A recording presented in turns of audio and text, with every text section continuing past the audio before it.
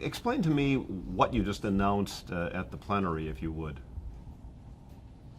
I just announced a further donation of $1 million United States dollar to help polio, to help Rotary eradicate polio totally. Right. And I know that's something that's very important to you. Remind me again how it happened that you take such a great interest in this effort. Yes, because where I was born in the northern part of Nigeria, most of my mates, my classmates, friends got infected by polio. So that's why. And then I made a vow that at any point in time in my life, if I'm able to do something, I will support the fight against polio. Well, you have supported it to the tune of $2.3 million to Polio Plus. And what happens to the 2.3 after the Gates Foundation gets a hold? They don't get a hold of it, but what do they do now that they've heard about that? I think they double it because I think the last 1.3 million I gave was they matched it by 3.9. Then this one again is going to be matched by 3. I think so. Yes. Excellent. And you've also made generous contributions to Rotary's 6 areas of focus. Yes. Can you tell me about that? Yes, peace, conflict resolution and yes. Then women and child mortality, then women education, and then polio. Why is it important that Rotary has these areas of focus and that they get contributions from generous folks like you? Yes, because Rotary is one of the foundations that touches the life of the downtrodden and the life of the needy. Because, we as individuals might not be able, because we don't have the machinery in place and the contacts to reach these individuals wherever they are. That's why I think it's better to channel your resources through Rotary.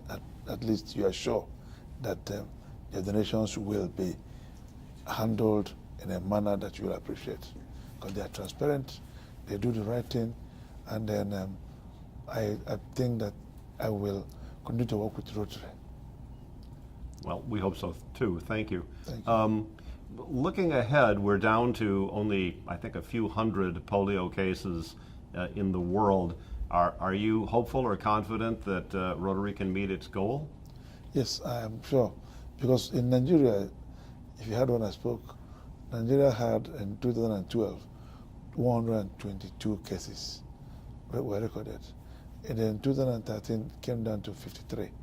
Then this year, it's only 3 cases that have been documented so far, which means a great success has been recorded in the fight against polio. Well, you referenced growing up in the north, and I know that there's unfortunately insecurity up there with the polio vaccination and the general situation. Do you have any thoughts about that, about what Rotary can do, or Rotarians, or the world? The world, what everybody should do, one, is to support Nigerian government with the right materials, right personnel, give them training, and then make sure that they help us contain the insurgents. Okay. And are you still lobbying other Nigerians like yourself to be generous, as you have been as well? Of course, that is what I do, and then I know that most of my colleagues are now turning towards foundation. They have seen that it pays to give, and that it pays when you are helping the needy. One way or the other, God always remembers and supports people like that in day-to-day activities. And what about the Polio Ambassador Office? I know I'm going to be speaking again to Rosalind, I guess, a little bit, but tell me about what that is and what its purpose is. The purpose, well, is to coordinate or to support the work the National Committee, the Rotary National Committee of Polio is doing in Nigeria and help them, because my role as the ambassador is to use my relationship to support the work of Rotary in Nigeria. And by so doing, I interface with the government, the traditional rulers, religious rulers, political rulers, businessmen, and the clergy. That's people, whoever, any group of people that I feel that will support the idea of eradication of polio through Rotary. I always talk to them and make sure that they're now aware that the office of the ambassador is opened and that they're free to go in there, ask for information, contacts, and support.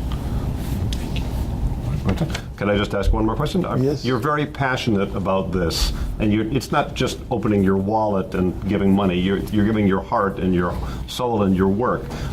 Why? Why do you feel so passionate about this?